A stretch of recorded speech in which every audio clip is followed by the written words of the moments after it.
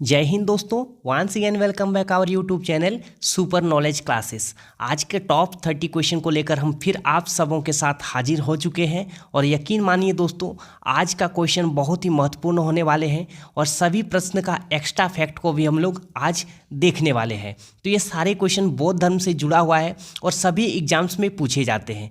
तो आप अगर इस वीडियो को पूरी तरह से देख लेते हैं तो बौद्ध धर्म से जुड़े हुए एक भी प्रश्न आपसे छूटेगा नहीं, यानी आपका जो 5 नंबर है वो किसी भी एग्जाम्स के लिए पक्के हो जाएंगे। तो चलिए वीडियो को शुरू करते हैं। यहाँ पे पहला क्वेश्चन पूछा गया है कि गौतम बुद्ध का जन्म कहाँ पर हुआ था। तो आपको याद रखना है दोस्तों, गौतम बुद्ध का जो जन्म हुआ था ये लुम्बिनी में हुआ था। तो इस क्वेश्चन का राइट आंसर हो जाएगा option number C, Lumbini. Gautam Buddha का जन्म कहाँ पर होती है? लुम्बिनी के अंदर होती है दोस्तों। और अगर गौतम बुद्ध की मृत्यु की बात करें तो ये होती है कुशीनगर में। आपको ये भी याद रखना है। तो मृत्यु होती है कुशीनगर और जन्म होती है लुम्बिनी में। चलिए बढ़ते हैं अगले क्वेश्चन की ओर। और अगला क्वेश्चन यहाँ पे पूछा गया है दोस्तों कि गौतम बुद्ध जो थे उनका जन्म किस क्षत्रिय कुल में हुआ था। तो आपका ऑप्शन है ए ज्ञात्रिक कुल, ऑप्शन बी शाक्य कुल, ऑप्शन सी कुरुकुल और ऑप्शन डी लिच्छवी। तो आपको याद रखना है इस क्वेश्चन का राइट आंसर हो जाएगा ऑप्शन नंबर बी शाक्य कुल, क्योंकि इनके जो पिताजी थे शुद्धोधन, याद भी रखिएगा दोस्तों, इनके पिताजी का नाम तो शुद्धोधन और ये शाक्य गणराज्य के राजा थे। आपको ये याद रखना है। अगर लिच्छवी की बात करें तो आपको याद होगा दोस्तों, भारत का नेपोलियन कहा जाता है समुद्रगुप्त को और उसे लिच्छवी दोहित्र भी कहा जाता है, यानी वो उनके माताजी जो थे वह लिच्छवी राजकुमारी थे। ठीक है, आपको याद रखना है। बढ़ते हैं अगले क्वेश्चन की ओर। और अगला क्वेश्चन है दोस्तों कि गौतम बुद्ध जो थे, महात्मा बुद्ध, वह शब्द का अर्थ क्या है, यानी बुद्ध शब्द का अर्थ क्या है।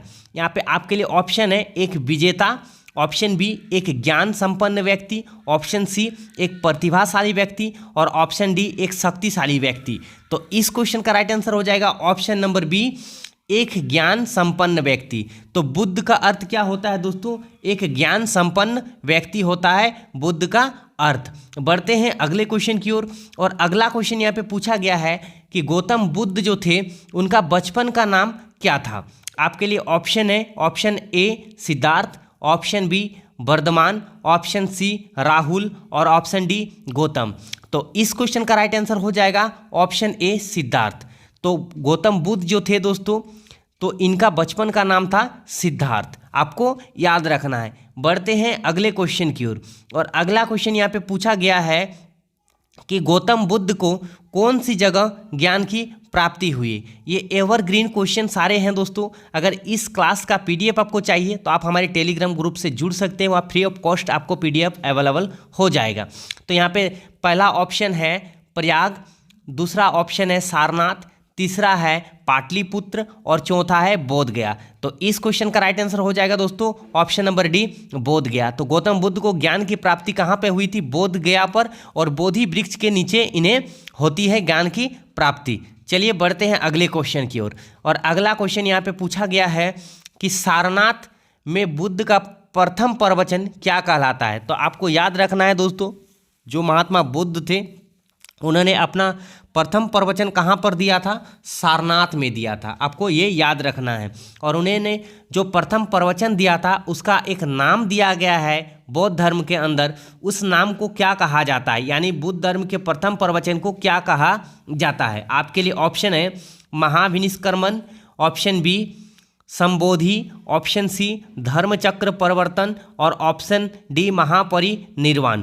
तो इस क्वेश्चन का राइट आंसर हो जाएगा ऑप्शन नंबर सी, यानी जो बुद्ध धर्म थे गौतम बुद्ध, उन्होंने जो पहला प्रवचन दिया था सारनाथ के अंदर, उन्हें किस नाम से जाना जाता है? धर्मचक्र परिवर्तन के नाम से जाना जाता है। बढ़ते हैं अगले क्वेश्चन की ओर। और अगला क्वेश्चन यहाँ पे पूछा गया है कि गौतम बुद्ध की मृत्यु कहाँ पर हुई थी। मैंने पहले क्वेश्चन में ही बता दिया था दोस्तों कि गौतम बुद्ध की जन्म जो होती है वो लुम्बिनी के अंदर होती है और गौतम बुद्ध की मृत्यु कहाँ पे होती है? कुशीनगर में होती है। तो इस क्वेश्चन का राइट आंसर हो जाएगा ऑप्शन नंबर सी कुशीनगर। बढ़ते हैं अगले क्वेश्चन की ओर। और अगला क्वेश्चन है यहाँ पे पूछा गया है क्वेश्चन नंबर 8 कि जातक किस धर्म का पवित्र ग्रंथ है। आपके लिए ऑप्शन है ऑप्शन नंबर ए जैनियों का यानी जैन धर्म का, ऑप्शन नंबर बी बौद्धों का, ऑप्शन नंबर सी वैष्णवों का और ऑप्शन नंबर डी शैवों का। तो जातक जो है ये किस धर्म का पवित्र ग्रंथ है? तो इस क्वेश्चन का राइट आंसर हो जाएगा ऑप्शन नंबर बी बौद्ध धर्म का।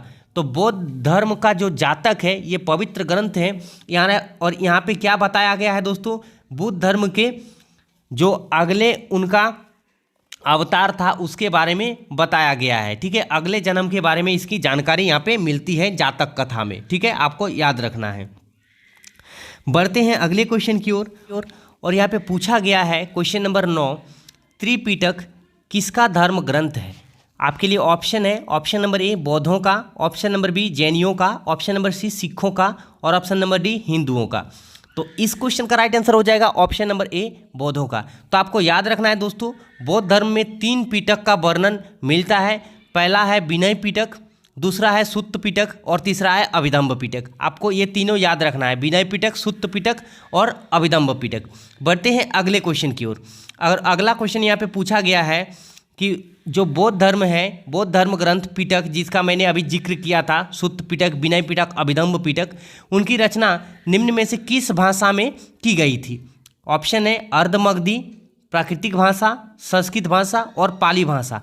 तो आपको याद रखना है दोस्तों, ये जो पिटक की रचना हुई थी तीनों पिटक की, तो ये पाली भाषा में किया गया था। तो इस क्वेश्चन का राइट आंसर हो जाएगा ऑप्शन नंबर डी पाली भाषा। और अगला क्वेश्चन यहाँ पे पूछा गया दोस्तों, गौतम बुद्ध द्वारा अपने धर्म में दीक्षित किया जाने वाला अंतिम व्यक्ति निम्नलिखित में से कौन था? यानी गौतम बुद्ध ने सबसे अंतिम व्यक्ति जिन्हें उन्होंने ज्ञान दिया था, यानी जिन्हें उन्होंने दीक्षा दी थी, वो कौन थे?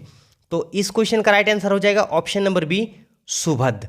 तो सुबुद्ध ऐसे अंतिम व्यक्ति थे जो गौतम बुद्ध के द्वारा अंतिम रूप से उन्हें दीक्षित किया गया था। इसके बाद गौतम बुद्ध ने अपना प्राण त्यागे थे। ठीक है दोस्तों, बढ़ते हैं अगले क्वेश्चन की ओर। और अगला क्वेश्चन यहाँ पे पूछा गया है कि बौद्ध धर्म एवं जैन धर्म दोनों के उपदेश किसके शासनकाल में दिए गए थे?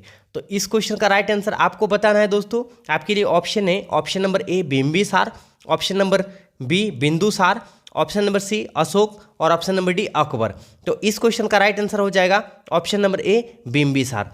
तो बिंबिसार के ही शासनकाल में बौद्ध धर्म और जैन धर्म के दोनों के उपदेश दिए गए थे। बढ़ते अगले क्वेश्चन की ओर। और अगला क्वेश्चन यहाँ पे पूछा गया है कि बौद्ध धर्म ग्रहण करने वाली पहली महिला कौन थी? तो बौद्ध धर्म ग्रहण करने वाली पहली महिला का आपको नाम बताना है। आपके लिए ऑप्शन है Bimba, option B Yashodhara, option C Mahamaya और ऑप्शन डी महाप्रजापति गौतमी। तो आपको याद रखना है दोस्तों, इस क्वेश्चन का राइट आंसर हो जाएगा option number D Mahaprajapati Gautami, जिन्हें भगवान गौतम बुद्ध के मौसी यानी आपको सौतेली माँ भी कहीं कहीं मिलेगा देखने को। तो इन्हें ही पहली जो है महिला धर्म लेने वाली थी, यानी बौद्ध धर्म के अंदर धर्म ग्रहण करने वाली पहली महिला कौन थी? महाप्रजापति गौतमी, जो कि गौतम बुद्ध की मौसी हुआ करती थी। ठीक है दोस्तों, बढ़ते हैं अगले क्वेश्चन की ओर। और अगला क्वेश्चन यहाँ पे पूछा गया है कि बौद्ध धर्म के गृह त्याग यानी महात्मा बुद्ध के गृह त्याग का प्रतीक क्या है? आपके लिए ऑप्शन है ऑप्शन नंबर ए घोड़ा, ऑप्शन नंबर बी कमल व सांड, ऑप्शन नंबर सी पीपल और ऑप्शन नंबर डी पद चिन्ह। तो इस क्वेश्चन का राइट आंसर हो जाएगा ऑप्शन नंबर ए घोड़ा। तो जो महात्मा बुद्ध ने गृह त्याग किया था उसका प्रतीक किसे माना गया है दोस्तों? घोड़ा को उसका प्रतीक माना गया है। बढ़ते हैं अगले क्वेश्चन की ओर। और अगला क्वेश्चन यहाँ पे पूछा गया है, गौतम बुद्ध द्वारा भिक्षुणी संघ की स्थापना कहाँ पर की गई थी? तो गौतम बुद्ध द्वारा भिक्षुणी संघ की स्थापना वैशाली के अंदर किया गया था। तो इस क्वेश्चन का राइट आंसर हो जाएगा ऑप्शन नंबर ए वैशाली।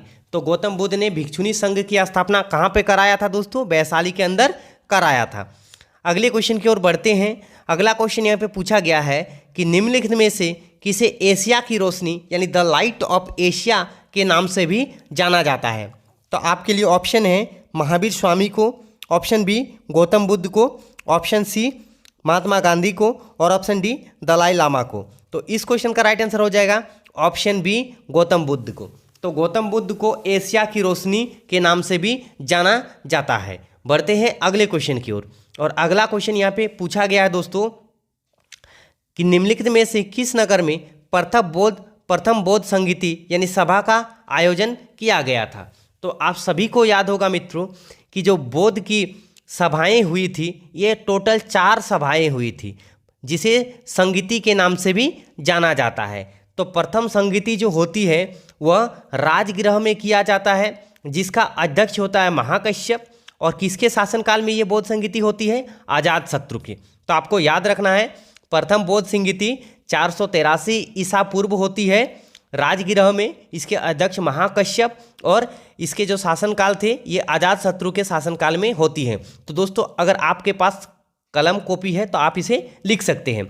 अगर दूसरी बौद्ध संगीति की बात करें तो ये होती है 383 ईसा पूर्व और होती है वैशाली के अंदर, और इसके दो अध्यक्ष थे, उसका नाम था सबाकामी, और ये किसके शासनकाल में होती हैं? कालाशोक के शासनकाल में होती है। और यहाँ पे बात किया गया था प्रथम बौद्ध संगीति की, तो प्रथम बौद्ध संगीति कहाँ पर आयोजन होता है दोस्तों? ये राजगृह या फिर गिरिव्रज भी बोला जाता है इसे, इसी के साथ यहाँ पे यही स्थान पर होती है प्रथम बौद्ध संगीति। द्वितीय बौद्ध संगीति वैशाली, तृतीय पाटलिपुत्र और चतुर्थ कुंडलवन जो होती है कनिष्क के शासनकाल में 98 ईस्वी को।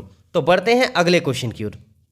और अगला क्वेश्चन यहाँ पे पूछा गया है कि कनिष्क के शासनकाल में चतुर्थ बौद्ध संगीति सभा किस नगर में आयोजित किया गया था। तो अभी मैंने कुछ देर पहले बताया दोस्तों कि कनिष्क के शासनकाल में जो चतुर्थ बौद्ध संगीति हुई थी वह रखा गया था सभा कुंडलवन में। तो इस क्वेश्चन का राइट आंसर हो जाएगा कुंडलवन। ठीक है, बढ़ते हैं अगले क्वेश्चन की ओर। और अगला क्वेश्चन यहाँ पे पूछा गया है कि तृतीय बौद्ध संगीति कहाँ पर आयोजित किया गया था। तृतीय बौद्ध संगीति के बारे में कहा गया है दोस्तों, तो इस क्वेश्चन का राइट आंसर हो जाएगा ऑप्शन नंबर ए पाटलिपुत्र, क्योंकि मैंने अभी बताया कि तृतीय बौद्ध संगीति 250 ईसा पूर्व होती है और ये कहाँ पर होती है? पाटलिपुत्र में। और इनके अध्यक्ष कौन रहते हैं? मोगलीपुत्र तिस्स इनके अध्यक्ष होते हैं, और अशोक के शासनकाल में तृतीय बौद्ध संगीति का आयोजन किया जाता है। बढ़ते हैं अगले क्वेश्चन की ओर। और अगला क्वेश्चन यहाँ पे पूछा गया है कि गौतम बुद्ध का गुरु कौन था। ये वेरी वेरी इंपॉर्टेंट क्वेश्चन कई एग्जाम में पूछा जाता है। आपके लिए ऑप्शन है Patanjali, option B Kapil, option C Alar Kalam और ऑप्शन डी पनानी। तो इस क्वेश्चन का राइट आंसर हो जाएगा ऑप्शन नंबर सी अलार कलाम।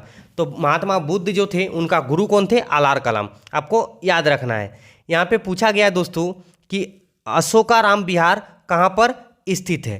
तो अशोकाराम विहार जो है दोस्तों यह पाटलिपुत्र में स्थित है। तो इस क्वेश्चन का राइट आंसर हो जाएगा ऑप्शन नंबर बी पाटलिपुत्र। आपको याद रखना है अशोकाराम विहार कहाँ पर है? पाटलिपुत्र में है। बढ़ते हैं अगले क्वेश्चन की ओर। और अगला क्वेश्चन यहाँ पे पूछा गया है वह आद्यतम बौद्ध साहित्य जो बुद्ध की विभिन्न जन्मों की कथाओं के विषय में क्या है। तो वह कौन सा कथा है जिसके अंदर बुद्ध के विभिन्न जन्मों की कथाओं के बारे में वर्णन मिलता है। तो मैंने अभी बताया कुछ देर पहले कि जातक कथा जो है दोस्तों ये बुद्ध के जीवन के बारे में और अगले जन्मों के बारे में जानकारी देता है। तो इस क्वेश्चन का राइट आंसर हो जाएगा जातक कथा। आपको याद रख लेना है। अब बढ़ते हैं अगले क्वेश्चन की ओर। और अगला क्वेश्चन है बौद्ध धर्म में त्रिरत्न क्या इंगित करता है। तो बौद्ध ने त्रिरत्न और अष्टांगिक मार्ग दिया था दोस्तों। तो अगर त्रिरत्न की बात की जाए तो उन्होंने त्रिरत्न के रूप में बुद्ध, धम्म और संघ की बात कही थी। तो इस क्वेश्चन का राइट आंसर हो जाएगा ऑप्शन नंबर बी बुद्ध, धम्म और संघ। ठीक है दोस्तों, बढ़ते हैं अगले क्वेश्चन की ओर। और अगला क्वेश्चन यहाँ पे पूछा गया है कि बुद्ध ने सर्वाधिक उपदेश कहाँ पे दिए थे। तो अगर सर्वाधिक उपदेश की बात की जाए दोस्तों तो इन्होंने सर्वाधिक उपदेश दिए थे श्रावस्ती में और पहली उपदेश दिए थे सारनाथ में। और पहली उपदेश को ही क्या कहा जाता है? धर्मचक्र परिवर्तन। और इन्होंने जो सबसे अधिक उपदेश दिए थे वह श्रावस्ती में दिए थे। तो इस क्वेश्चन का राइट आंसर हो जाएगा ऑप्शन नंबर डी श्रावस्ती। बढ़ते हैं अगले क्वेश्चन की ओर। और अगला क्वेश्चन यहाँ पे पूछा गया है तृतीय बौद्ध सभा किस स्थान पर बुलाई गई थी। तो अभी मैंने बात की थी दोस्तों कि तृतीय बौद्ध सभा जो होती है वह पाटलिपुत्र में होती है। और ये कब किया जाता है? 250 ईसा पूर्व को होती है तृतीय बौद्ध संगीति। और ये होती है पाटलिपुत्र में। और किनके शासनकाल में होती है दोस्तों? अशोक के शासनकाल में होता है। बढ़ते हैं अगले क्वेश्चन की ओर। और अगला क्वेश्चन है प्रथम बौद्ध संगीति किसके शासन के दौरान आयोजित किया गया था। तो मैंने अभी कुछ देर पहले बताया था कि प्रथम बौद्ध संगीति जो होती है वो होती है राजगृह में 483 ईसा पूर्व, और इनके अध्यक्ष थे महाकश्यप। और किसके शासनकाल में होती है? तो अजातशत्रु के शासनकाल में होता है। तो इस क्वेश्चन का राइट आंसर हो जाएगा ऑप्शन नंबर बी, अजातशत्रु के शासनकाल में। बढ़ते हैं अगले क्वेश्चन की ओर, और अगला क्वेश्चन है दोस्तों, अलार कलाम कौन थे? तो इस क्वेश्चन का राइट आंसर मैंने कुछ देर पहले अभी बताया कि जो महात्मा बुद्ध थे उनके प्रथम गुरु कौन थे? अलार कलाम थे। तो इस क्वेश्चन का राइट आंसर हो जाएगा ऑप्शन नंबर सी, बुद्ध के प्रथम गुरु थे अलार कलाम। बढ़ते हैं अगले क्वेश्चन की ओर, और अगला क्वेश्चन है दोस्तों, तृतीय बौद्ध संगीति की अध्यक्षता किसने की थी? इस क्वेश्चन का राइट आंसर आपको कमेंट बॉक्स में देना है। और बढ़ जाते हैं अगले क्वेश्चन की ओर, और अगला क्वेश्चन है, अजंता चित्रकला का संबंध किससे है? इसका भी आंसर आपको कमेंट बॉक्स में देना है। तो ये टॉप 30 क्वेश्चन को मैंने आज डिस्कस करा आप लोगों के साथ, और ये सभी एग्जाम्स के लिए अति महत्वपूर्ण है। अगर आप लोगों ने वीडियो अंत तक देखा तो मुझे यकीन है कि आप लोग इसे याद कर लिए होंगे, और ये आने वाले एग्जाम के लिए आप लोगों के लिए बहुत उपयोगी साबित हो सकता है। तो मिलते हैं नेक्स्ट वीडियो में, तब तक के लिए जय हिंद, जय भारत।